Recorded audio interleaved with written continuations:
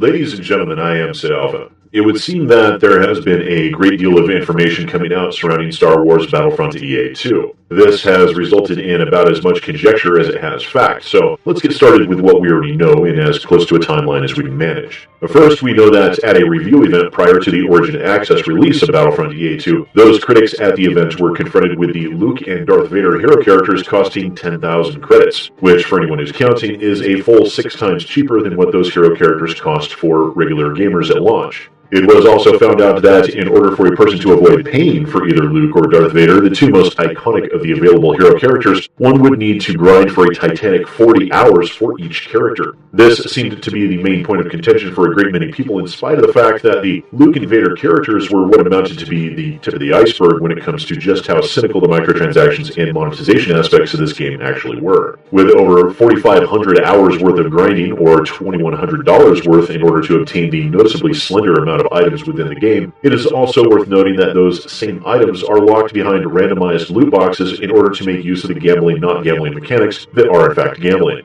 In an additional attempt to further borrow from every cynical mobile platform microtransaction system possible, Star Wars Battlefront EA2 even locks down the arcade mode with a 3-hour cooldown timer in order to prevent a person from earning too many credits per day in that fashion. Now, I can't state exactly why they would decide to lock the arcade mode rewards behind a cooldown timer, but an educated guess would be to assume that it is in order to force you to play the multiplayer in order to show you all of the cool upgrades that all the other players have, in order to force a sense of need and desire on the player in order to help further promote the purchasing of additional loot boxes. The other option is to force a person into grinding within the multiplayer component, pitting a person against the far more difficult live humans as opposed to the comparatively easy AI. This would have the benefit of increasing player frustration in an attempt to elicit loot crate purchases to try and level the playing field.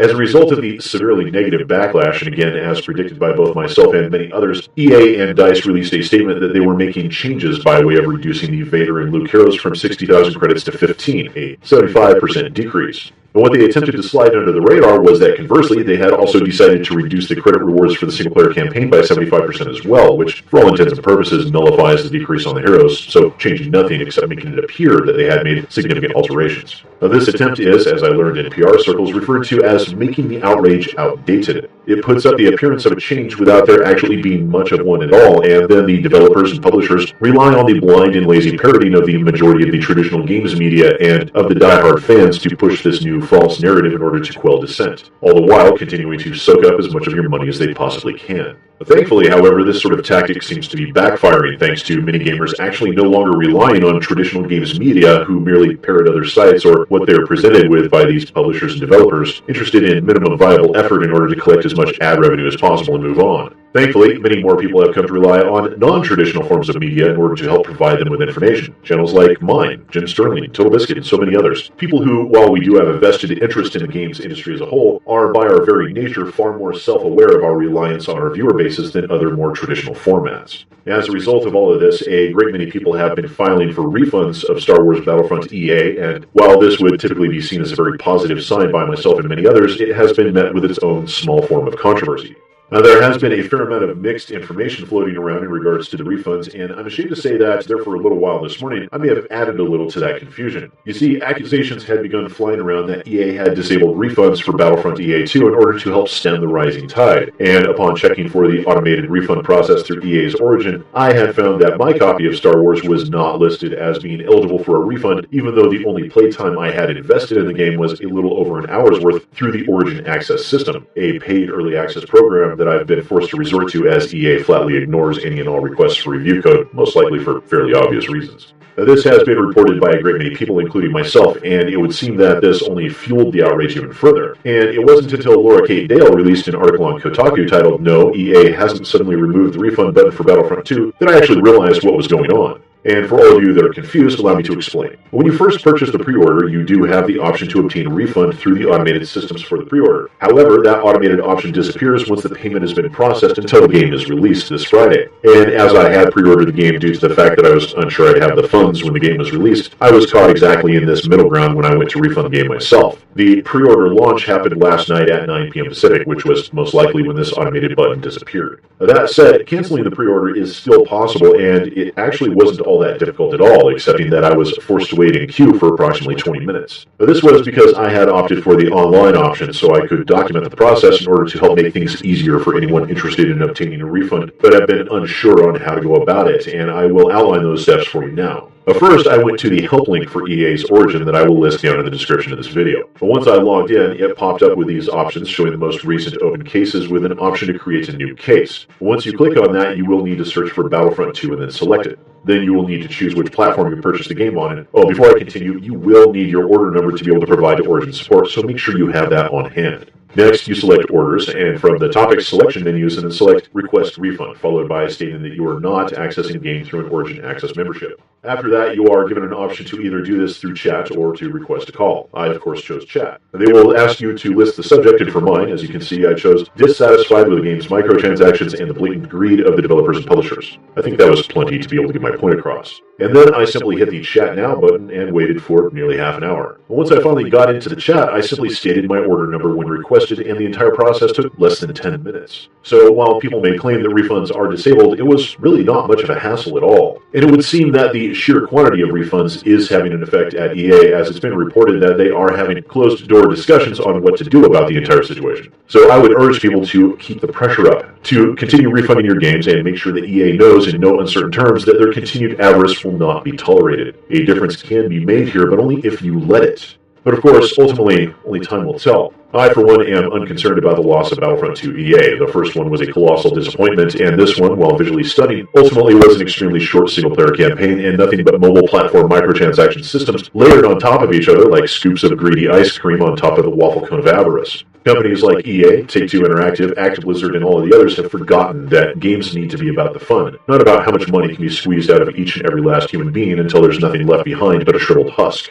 And while I do understand that a business needs to make money to be able to survive, I disagree with their mentality of wanting all of your money and all of your time in order to keep you spending money on a digital Skinner box. And for those of you that aren't familiar with the term or how it applies to these video games, I was actually directed to yet another Redditor that posted a highly intelligent statement that I feel warrants being repeated here. This comment by Arson Bunny was posted yesterday in regards to the Battlefront situation, but very easy parallels can be drawn to most AAA games in recent memory. And this description of these Skinner boxes is actually far better than I think I would have been able to state myself, which is why I'm reading this out for you guys. In science, it's known as a operant conditioning chamber, and is frequently referred to by the name of its creator, the famous behavioral psychologist B.F. Skinner. It has an operandum, also called response lever in rat-based experiments, that when activated feeds some reward for performing the action, conditioning the organism to continually activate the operandum. A rat presses the response lever and gets a tasty treat. This thing isn't even about Star Wars or first-person shooting. The entire game is created to be just a lure to get you into a virtual Skinner box where you can be mentally rewarded when you do the digital equivalent of hitting a response lever by feeding money into the microtransaction store. The entire progression system within these types of games is created to manipulate you into gambling for the social reward of being on the top of the charts and having the most prestigious gear.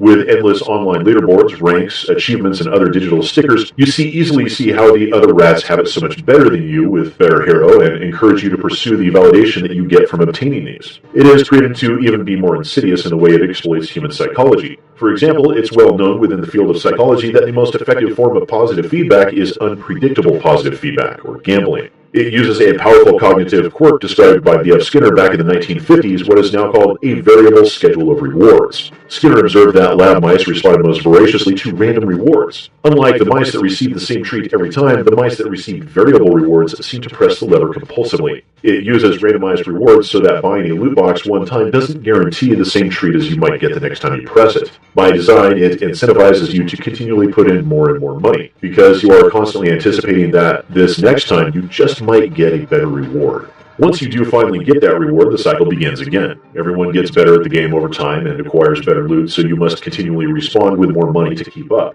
There is a new hero, a new weapon, a new bigger, flashier skin, a new way to be better at the game, and hence get the pleasure of being known as one of the best. All you need to do is just feed that operandum a few more dollars. After all, you spend $5 every day on a latte, why not get some mental pleasure of knowing you're the fucking Darth Vader with a super powerful gun as you tower and destroy all those who don't have your loot yet? This isn't really about EA or Battlefield 2. Everyone from 2K Games to Valve to single-player developer gods Rockstar is jumping on this because of how lucrative it is. Hell, even CD Projekt Red isn't immune from the loot box syndrome. It is actually Activision and not EA that is on the forefront of this revolution with its new patented matchmaking system to exploit microtransaction, pairing you with stronger opponents to tempt players to buy microtransaction items that improve your character, then pairing you with weaker opponents so you feel a sense of reward enforcement, and your opponent himself feels a desire to pay for microtransaction items. The system may include a microtransaction engine that arranges matches to influence game-related purchases, according to the patent. For instance, the microtransaction engine may match a more expert marquee player with a junior player to encourage the junior player to make game-related purchases of items possessed or used by the marquee player.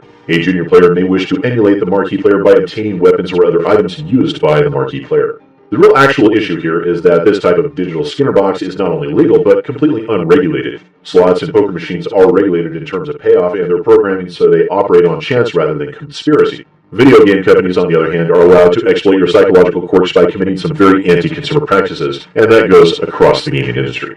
So there you have it. Once again, the scientific study conducted back in the 1950s explains several aspects of the highly manipulative nature of the AAA gaming industry today. This cynical manipulation seems to grow worse nearly by the day now, and if left unchecked will leave the gaming industry in tatters until something is done. And you can bet your backside that these publishers won't do anything about it, so it's left to us to not buy these games that contain these manipulative systems, to make certain that their inclusion harms profits as opposed to increases them. That is the only realistic way to force them to pull away from this ultimately destructive business model. But as always, please do let me know what you think down in the comments below. And thanks to YouTube's demonetizations, I am compelled to remind everyone that I do have a Patreon that is listed in the description. Special thanks to the 20 and Up Club, those people that have so generously decided to donate $20 or more a month to the channel. Those members are listed down in the description as well, and I promise you, they're not getting loot boxes. Once again, ladies and gentlemen, I am Sid Alpha, and I'll see you next time.